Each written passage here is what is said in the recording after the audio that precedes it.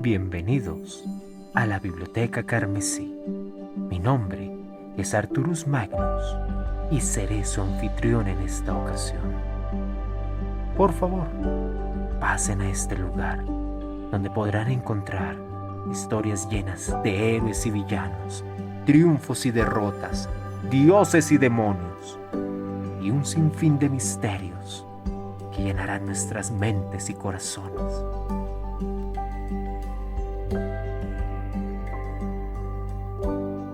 La Legión de los Hijos del Emperador rompió sus votos de lealtad con el imperio de la humanidad, en su afán de seguir los designios de la Sedienta.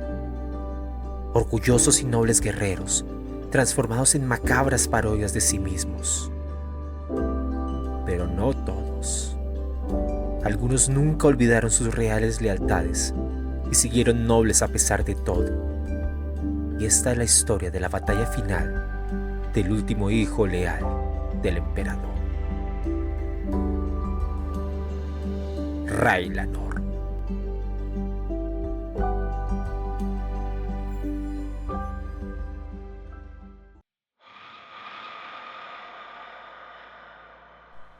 Tanto tiempo.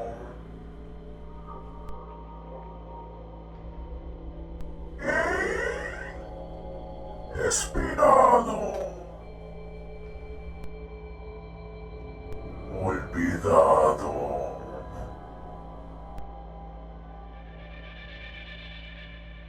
Nombre. Hermanos olvidados.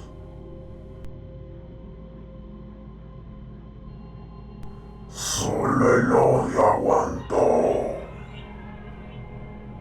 Solo la venganza me sostuvo.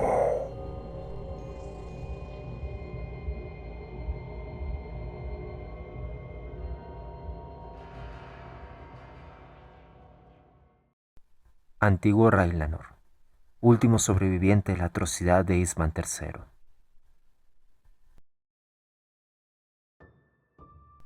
Tras el último bombardeo orbital de la capital planetaria de Isman III, la ciudad coral, el venerable Dreadnought se retiró a las profundidades del Palacio del Precentor, para no volver a ser visto. No era propio de Raylanor huir de una pelea, aunque el traidor Lucius, que inicialmente luchó del lado de los leales antes de volverse contra ellos para reclamar su posición en la Tercera Legión, había oído por casualidad al capitán Saul Tarvist mencionar algo sobre que el honorable antiguo guardaba algo, aunque no sabía qué era. Se rumoreaba que había encontrado una especie de hangar subterráneo, pero si ese era el caso, el gobernador planetario imperial renegado, Bardus Pral, no lo había utilizado para escapar cuando llegaron las legiones. El destino de Raylanor, en última instancia, no importaba a sus antiguos parientes traidores, ya que cualquiera fuera el propósito de Raylanor, creían que estaba condenado al fracaso y que había sido enterrado bajo miles de toneladas de escoria radiactiva, como todos los demás leales en Isban III.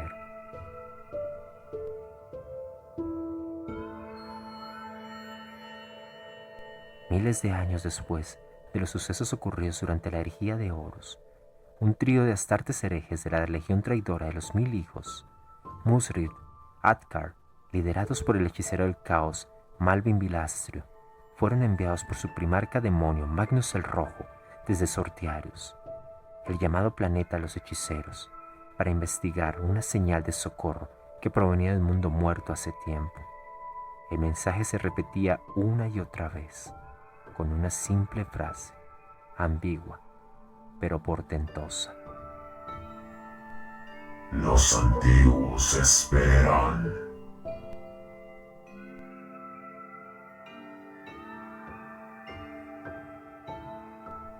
Los 1000 hijos investigadores llegaron al mundo muerto y atravesaron una serie de catacumbas subterráneas hasta llegar a un hangar, en cuyo centro se encontraba una pequeña nave espacial, destruida por toneladas de mampostería caída.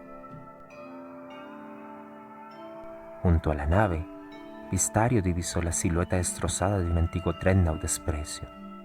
El polvo y la ceniza cubrían su sarcófago de adamantium y el color de su armadura estaba casi oculto. Una pierna había sido arrancada del cuerpo y su lado izquierdo se había doblado tan profundamente hacia adentro que la carne que contenía estaba seguramente muerta.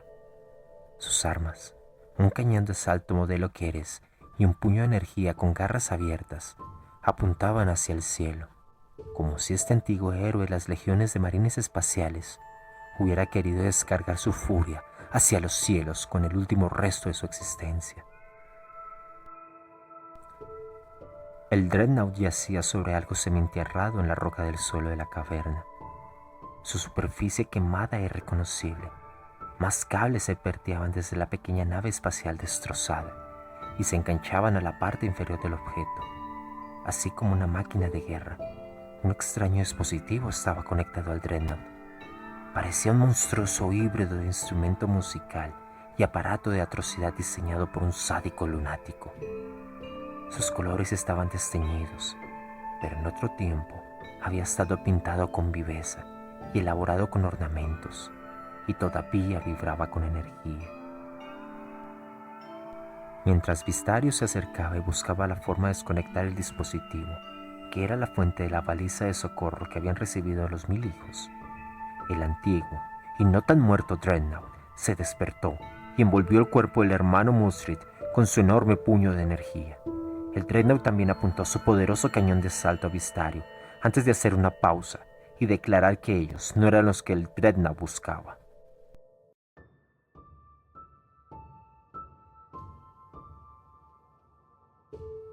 Al no estar al tanto de los acontecimientos más amplios que habían ocurrido durante la herejía de Horus, el dreadnought no sabía de la caída de la 15ª legión en manos del caos.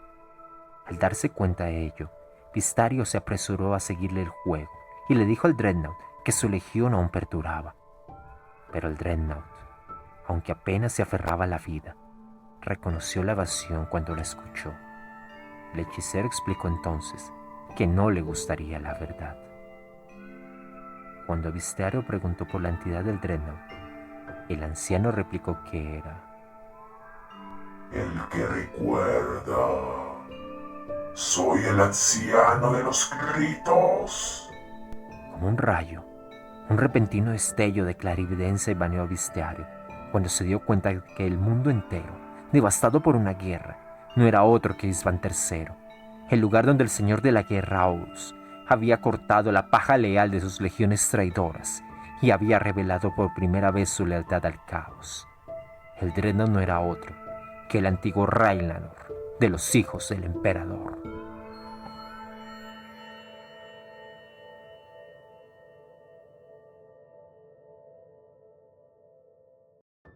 Vistario conocía el nombre.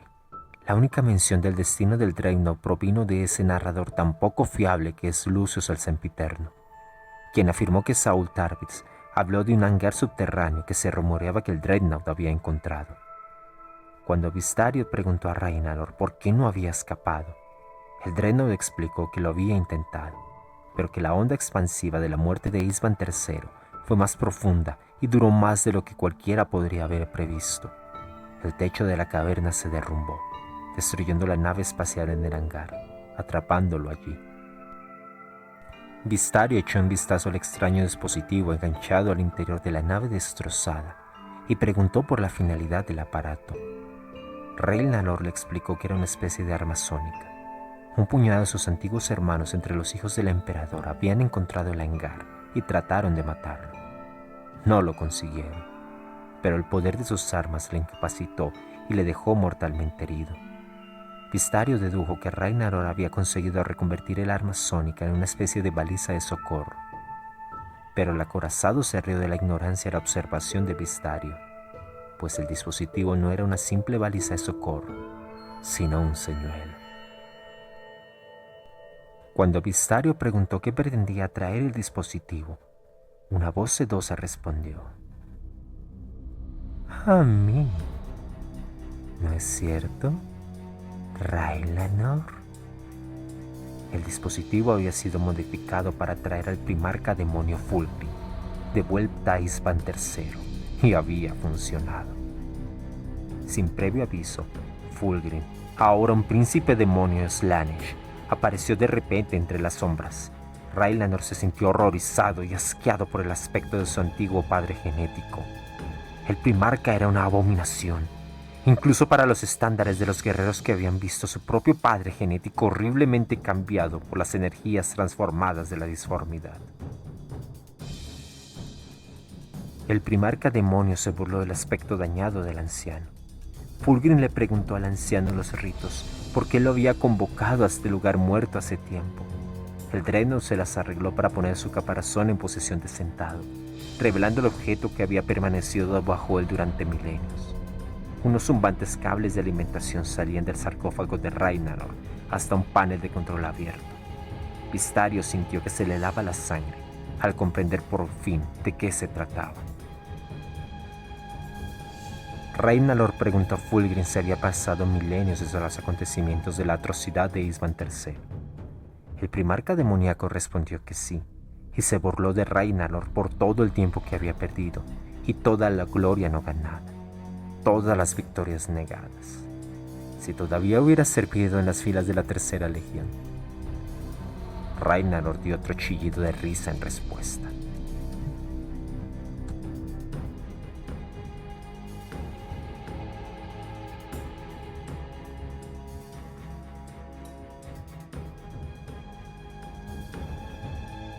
Ragnaros le explicó que si habían pasado milenios desde la atrocidad de Isvan III, entonces él había tenido milenios para perfeccionar su arma. Fue en ese momento cuando el primarca demonio se dio cuenta de la verdadera naturaleza del objeto que el cuerpo del Dreadnought había ocultado. Cuando Ragnaros envió un pulso activador de energía a la ojiva armada y una bomba vírica sin activar. El hermano Actar utilizó sus poderes del culto Raptora e invocó un escudo psíquico Kine para contener la explosión, aunque su capacidad para mantener dicha barrera fue puesta a prueba hasta sus límites. Enfurecido, Fulgrim atacó a Ragnaros, potenciado por sus poderes dotados de Slaanesh. Rápido como el azogue, el primarca aplastó el cañón de asalto del Dreadnought y le arrancó el brazo del cuerpo sin esfuerzo. Fulgrim utilizó una de sus cuchillas alienígenas y cortó la carcasa exterior del Dreadnought, alcanzando el interior. Abrió una brecha en el sarcófago de Ragnaros y arrancó lo que quedaba de la forma mortalmente herida del legionario. Fulgrim ofreció a Ragnaros la oportunidad de volver a la Legión de los Hijos del Emperador y aceptar los dones del Príncipe Oscuro y caminar a su lado, vestido de nuevo de carne. Podía hacer cualquier cosa, ya que el primarca demonio tenía el poder de esculpirlo de cualquier forma que deseara. Vistario podía sentir el horror de Ragnaros ante esta última violación, un destino ineludible en el que se convertiría en lo que más odiaba. Al Dreadnought no le importaba si vivía o moría, solo que Fulgrim se fuera con él. Ragnaros rugió su desafío. Nunca.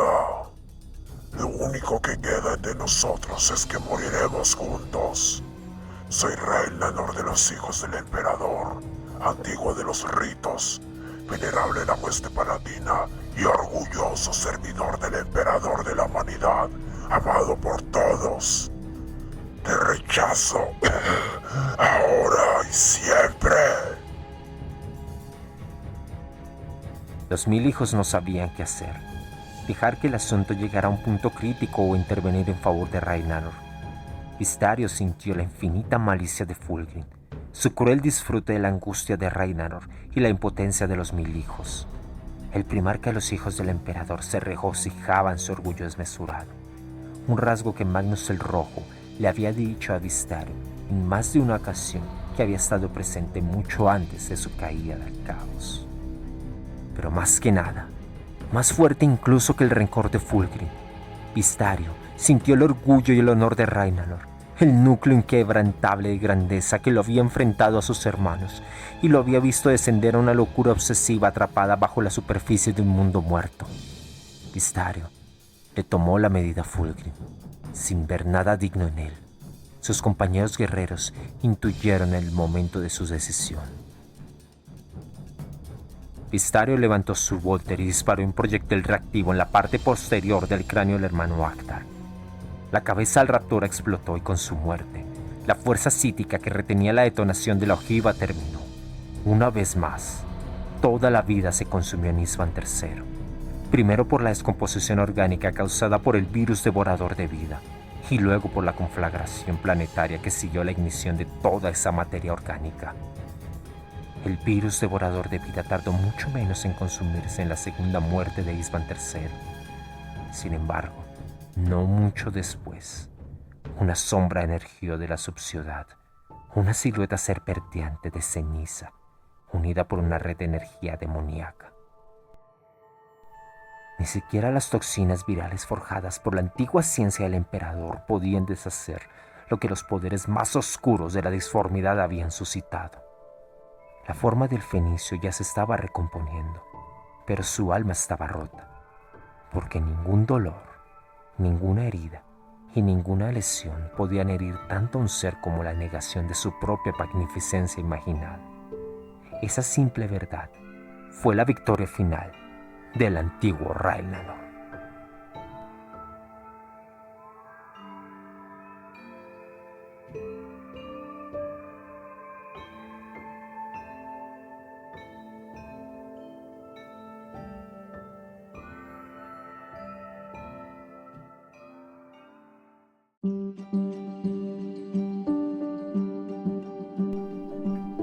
Y con esto cerramos por hoy las puertas de la Biblioteca Carmesí. Pero muy pronto volveremos a abrirlas. Gracias por su visita. Yo soy Arturus Magnus y me despido hasta que nos volvamos a encontrar.